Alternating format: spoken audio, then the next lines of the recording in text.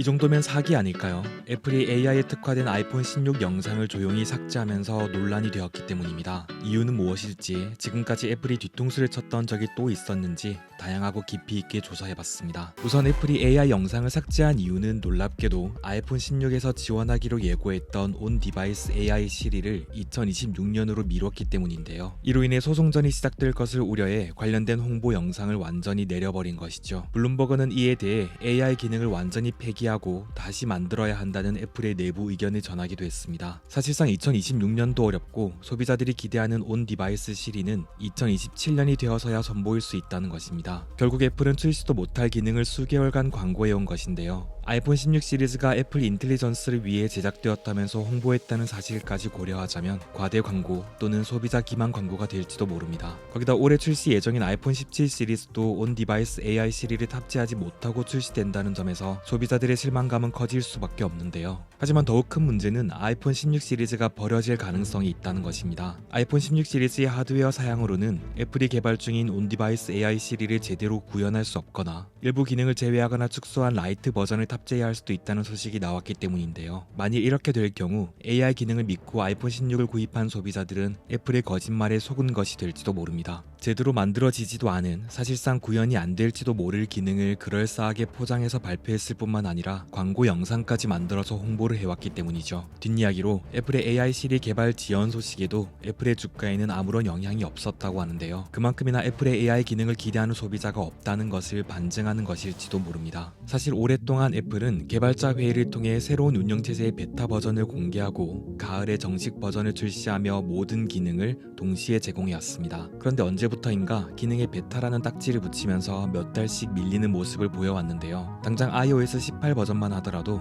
다양한 기능이 시간차를 두고 하나씩 공개되거나 여전히 지원 날짜를 알 수 없는 경우가 늘어가고 있습니다. 한두 달 정도가 아닌 한 분기를 넘어서서 거의 1년 가까이 기다려야 하는 것이죠. 심지어 AI 기능을 강조한 이후에는 국가별 차이까지 더해지면서 한국어 지원에 한참이나 시간이 걸리는 상황이기도 합니다. 이러한 애플의 뒤늦은 기능 제공은 유구한 역사를 가지고 있는데요. 이처럼 다양한 기능들을 늦으면 1년이 다 되어서야 지원하면서 소비자들의 불편을 초래해왔습니다. 결국 소비자들은 애플이 광고한 기능을 믿고서 제품을 구입했지만 정작 기능 지원이 늦어지거나 심지어 취소되면서 뒤통수를 맞는 상황이 반복되는 것이죠. 물론 애플워치와 같이 국가별 승인이 필요하거나 소송으로 일부 기능이 지원되지 않는 경우도 있지만 대부분의 논란은 뒤늦은 기능 제공에 있는 상황입니다. 뒷이야기로 애플이 출시를 예고했다가 완전히 취소한 경우도 있는데요. 2017년 9월 12일 아이폰 X과 함께 공개된 에어파워를 2018년 중으로 출시한다고 발표했다가 결국 해를 두 번이나 넘긴 2019년 3월 29일에 취소를 발표했기 때문입니다. 에어파워는 아이폰부터 애플워치와 에어팟까지 무려 3대를 아무렇게나 놓아도 충전이 가능하고 충전 정보까지 공유하는 기술로 기대를 한 몸에 받았는데요. 하지만 과열 문제를 비롯해 복잡한 설계와 안정성 이슈 등으로 결국 취소되고 말았습니다. 그러면서 애플은 자신들의 높은 기준을 충족하지 못해서 출시를 취소한다는 그럴듯한 말로 포장하기에 급급했는데요. 결국 몇 년이 지나 맥세이프를 선보이며 시장을 선도하긴 했지만